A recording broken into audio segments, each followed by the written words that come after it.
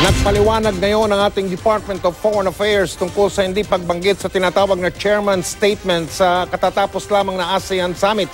Ito ay tungkol sa napalalunang desisyon ng Pilipinas laban sa China sa isyu ng agawan ng teritoryo. Wala naman daw kasing leader ng ASEAN na humiling na ilagay ito. Nakatutok si Joseph Morong.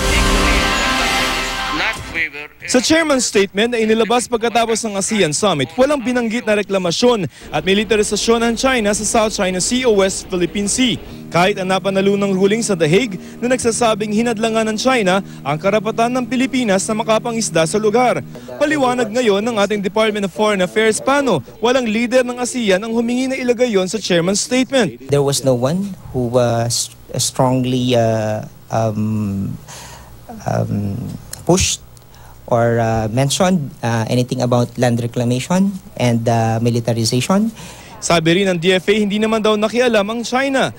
So you can say directly that China did not exert its influence as far as the outcome was concerned? Yeah, none that we know of, Kahapon may pakiusap ang Pangulo sa China. Repair lang naman. Kahit ano daw gawin natin, sir, illegal daw yun, sabi ng China. Well, they can always look the way around. We have been there since 1974, by the way. Bago magsimula ang ASEAN Summit noong isang linggo, nauna na ang Pangulo sa pagsasabing hindi dapat pinag-uusapan ng arbitral ruling sa ASEAN. Pero nanghihinayang si Maritime Affairs Law Analyst Professor J. Batong Bakal.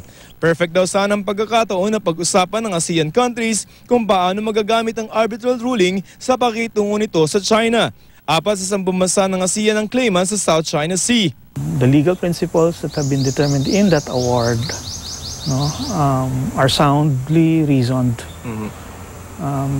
and could potentially be used by other countries as a template.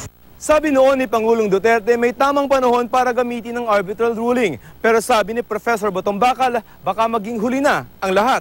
The President has said the moment that they begin to appropriate for themselves their resources regarding it, then we will raise it up.